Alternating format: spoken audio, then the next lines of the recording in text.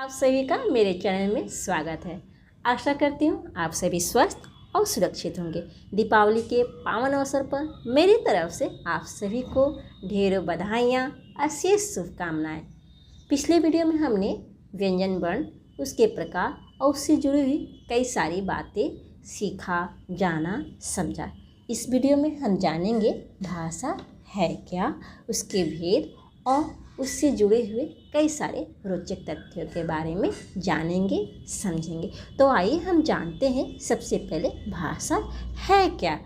मनुष्य अपने विचार, भावनाएं और अनुभूतियाँ दूसरों तक पहुंचाने के लिए जिस साधन का उपयोग करता है उसे भाषा कहते हैं। अर्थात कह सकते हैं भाषा वो साधन है जिसके द्वारा हम अपनी बातों को दूसरों तक पहुंचाते हैं और दूसरों की बातों को समझते हैं। इसे और भी सरल तरीके से हम कह सकते हैं जिस साधन के द्वारा हम बोलकर या लिखकर अपने मन की बात दूसरों को समझा सकें तथा दूसरों की बात को सुनकर या पढ़कर समझ सकें, उसे भाषा कहते हैं, है ना।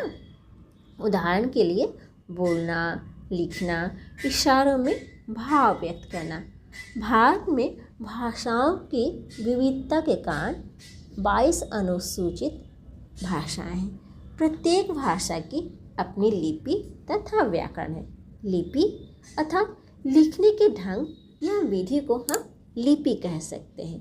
प्रत्येक भाषा की अलग अलग लिपि होती है, जैसे संस्कृत, हिंदी, मराठी की लिपि देवनागरी होती है, उर्दू की फारसी, अंग्रेजी की रोमन, पंजाबी की गुरुमुखी, बांग्ला की ब्राह्मी लिपि। हमारे देश के बहुत से राज्यों में हिंदी भाषा बोली जाती है। हिंदी हमारे देश की राजभाषा है।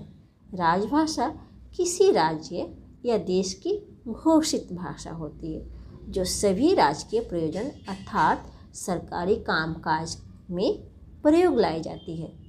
लगभग 77% भारतीय हिंदी में पढ़, लिख, बोल या समझ सकते हैं। सबसे बड़ी और रोचक बात यह है, पहला हिंदी टाइपराइटर 1930 के दशक में अस्तित्व में आया था।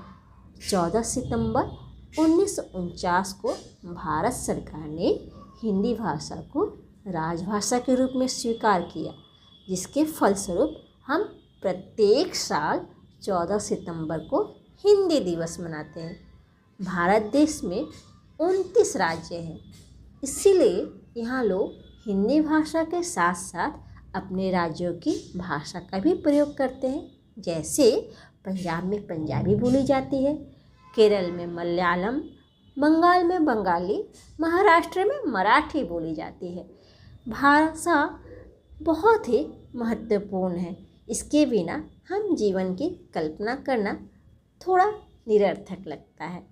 भाषा मानव जीवन का आधार है। यह समाज को जोड़ती है। भाषा के बिना संवाद असंभव सा है। यह संस्कृति का संवाहक है। इसी कारण इसके कुछ प्रकार हैं। इसके निम्नलिखित भेदों को हम मुख्य 3 भागों के अंतर्गत रखे हैं, जिसे हम देख सकते हैं: मौखिक भाषा, लिखित भाषा, सांकेतिक भाषा। मौखिक भाषा जो भाषा मुख से बोली जाती है या सुनी जाती है उसे मौखिक भाषा कहते हैं। जैसे शिक्षक का समझाना, मित्रों से बातचीत करना, रेडियो पर गाने सुनना, टेलीविज़न पर कार्यक्रम देखना, मोबाइल से दूर बैठे अपने किसी परिजन से घंटों बातचीत करें। और तो और जब आप स्वयं किसी मंच पर खड़े होकर गीत या कविता गुनगुनाते हैं, ये सारे के सारे मौखिक भाषा के उदाहरण हैं। लिखित भाषा जो भाषा लिखकर पढ़ी जाती है वो लिखित भाषा कहलाती है। जैसे पुस्तकें, पत्र, समाचार पत्र और हाँ, ई पुस्तकें आजकल चलन में है। सांकेतिक भाषा जो भाषा इशारों या प्रतीकों से अभिव्यक्त की जाती है। उदाहरण के लिए बधिरों की भाषा और यातायात संकेत, ये सारे सांकेतिक भाषा के ही रूप है। इसी के साथ आशा करते ये वीडियो पसंद आया होगा। नेक्स्ट अगले वीडियो में हम मिलेंगे, तब तक के लिए आप सभी का धन्यवाद।